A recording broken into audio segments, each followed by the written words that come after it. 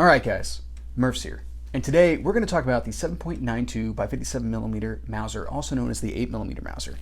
This is actually a viewer requested video. We're going to discuss some of its history and development, as well as some contextual data, and do a little bit of comparison before everything is said and done.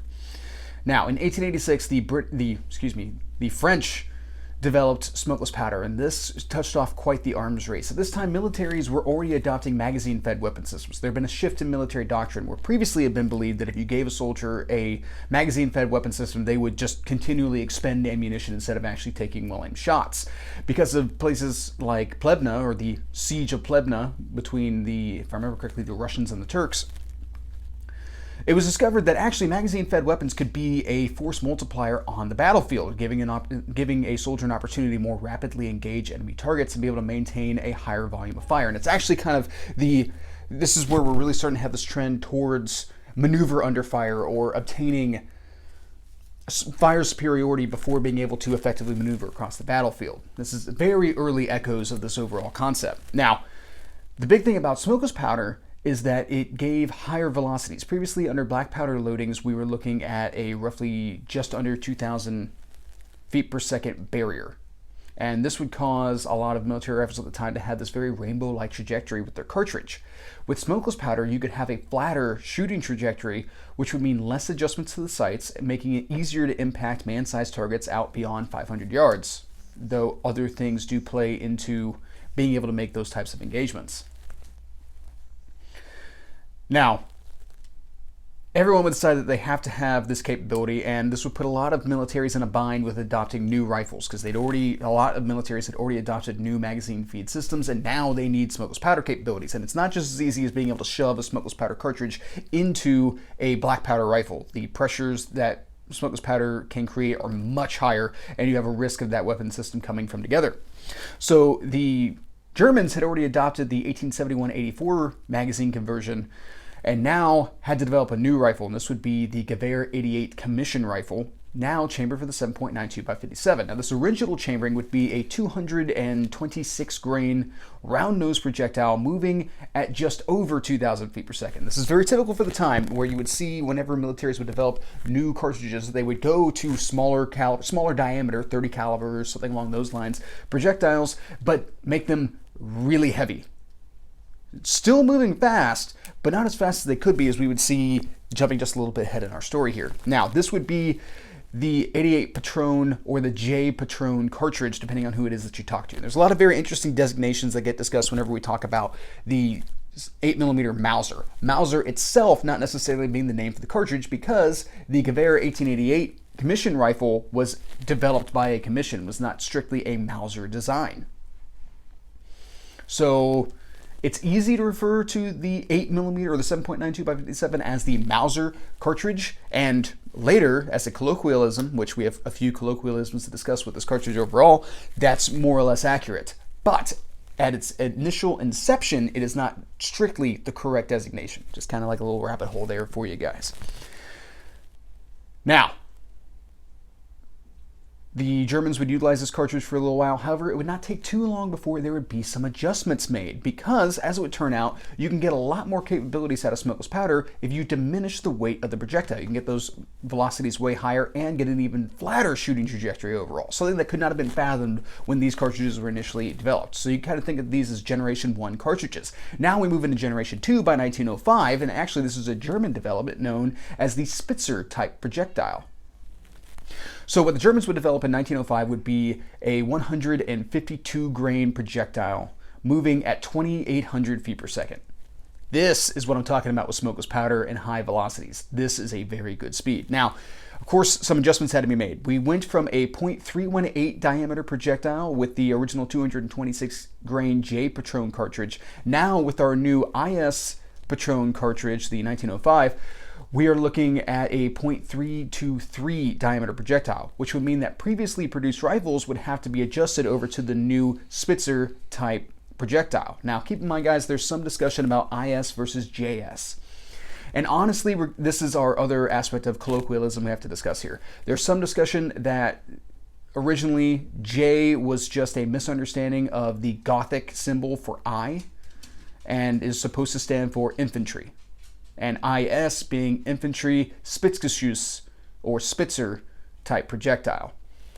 However, somewhere along the line, it got changed over to J, be it misunderstanding or otherwise, and it is kind of used interchangeably, honestly, and I wouldn't necessarily beat up anybody for saying one way or the other. Now, all previous rifles, which were then changed up, the chamber dimensions recut, and also the rifling changed over, would get an S stamp above the chamber. Now, something else to keep in mind here, guys. The S stamped can take both the J and IS cartridges. However, you technically should not chamber an IS cartridge in a non-S stamped chamber. Just something to keep in mind overall. Just a little safety message for you. All right, now we've gotten to 1905. Of course, this would be the primary cartridge of the German military all throughout World War I. However, the Germans are not the only one who would adopt the 8mm Mauser. And you would see not just pre-World War I adoption by a variety of countries from the Mauser catalog with the 1898 action and the 8mm Mauser, but you would also see it in the interwar period as well as during World War II.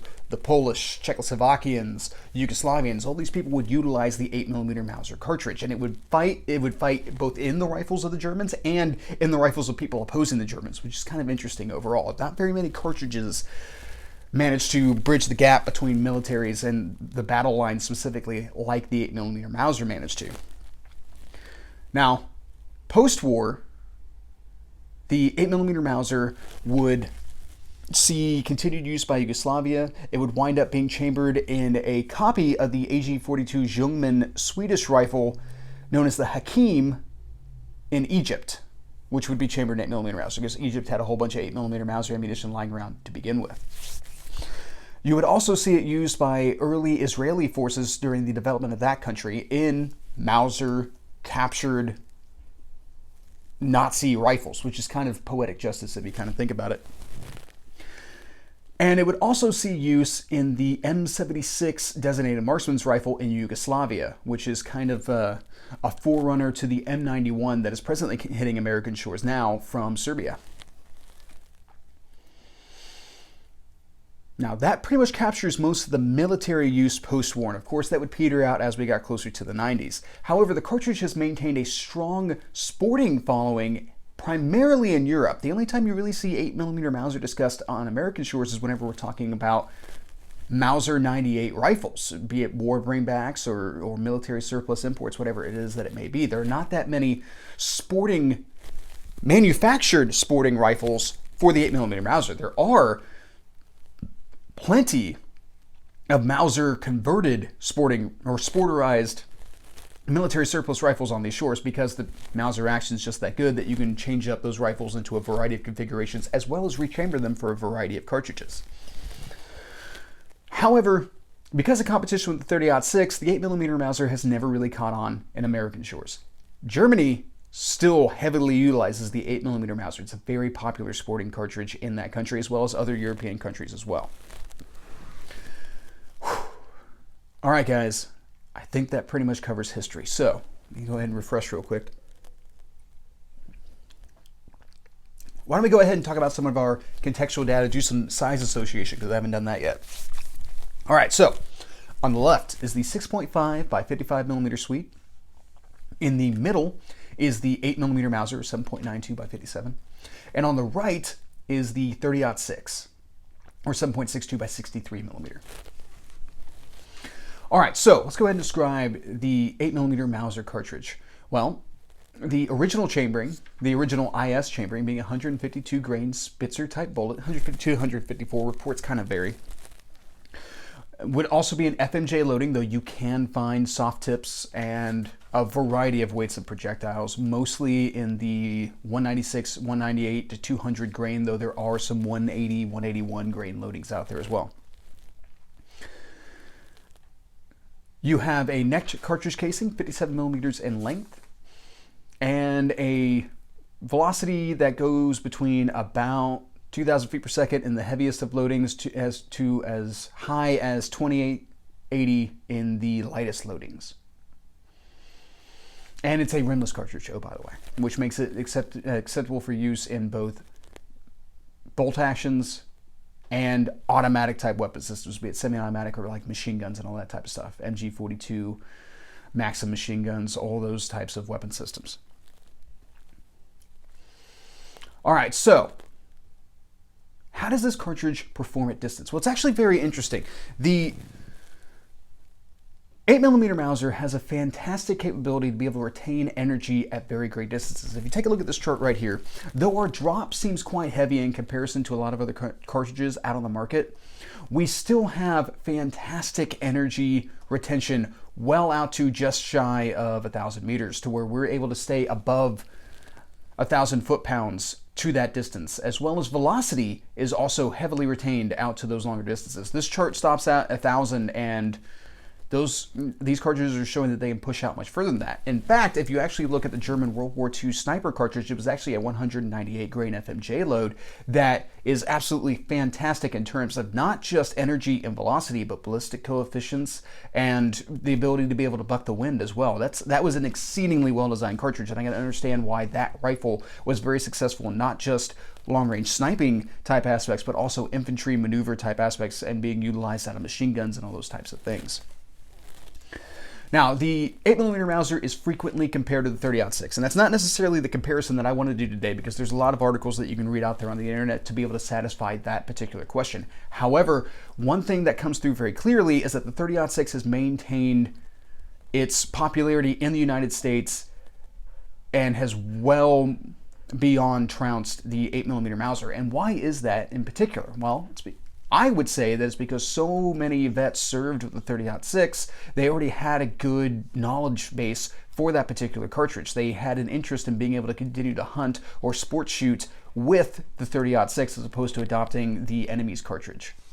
In addition to that, there's already a lot of aftermarket support in 1945 for the 30-06, not necessarily for the 8mm Mauser. Not that it would have taken very much to change that, but anytime a cartridge challenges something that already has an established base, the challenger has difficulty being able to actually break into the market. Especially since, honestly, for most uses in the United States, 30-06 is more than capable, and with it having more loads available, readily available, you could see why somebody would want to default to 30-06 long before they would go with the 8mm Mauser. But if we're not going to compare it to 30-06, Murph, what are we going to compare it to? Well, because the 8mm Mauser seems to perform so well at distance, I thought it would be fun to compare it against another cartridge that was kind of built with long-range shooting in mind. And in this case, I decided to go with the 7.5 by 55mm Swiss. Now, this is a very interesting comparison, in my opinion, because both of these are kind of built with long range in mind. And if we take a look at this particular loading that I have a chart for, now part of the issue here, guys, is that I was having a lot of trouble being able to find charts for military type loads. So in this case, we'll actually be comparing 181 grain 7.5mm Swiss to 180 grain 7.92 by 57mm Mauser. Now, as we can see here, the 7.5 Swiss is no slouch. It is maintaining a very similar drop to the 8mm Mauser, so corrections aren't necessarily going to be that different between the two cartridges. However, it's a little lighter in both velocity as well as retained energy. Not that much behind, but just a little bit behind the 8mm Mauser. As we can see with this 180 grain load, the 8mm Mauser is actually performing very similarly to the 198 grain load that was utilized in sniper rifles during World War II. So, one thing that I will say for 8mm Mauser is that it's incredibly consistent in its performance, regardless of the loading that you use. Though I do wish I could find some of that 154 grain Spitzer type ammunition comparison, the IS Patron cartridge. Patron cartridge, I said cartridge twice, once in German, once in English, but whatever. You guys get what it is that I'm saying.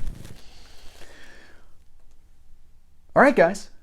I think that pretty much covers my thoughts on this particular subject. I hope you guys found this interesting overall, and that's pretty much what I got aside from some channel updates. So, have a good day. All right, guys, as far as channel updates are concerned, Murph's Law is now on Facebook. So if you enjoyed this content, you want to have more access to maybe some behind-the-scenes type stuff or be able to ask questions, throw in your input for videos and all that type of thing, go ahead, check the description. I have the link annotated there, and you guys can come join us on the Murph's Law official Facebook page. All right, now with that, that's pretty much what I got. Have a good day.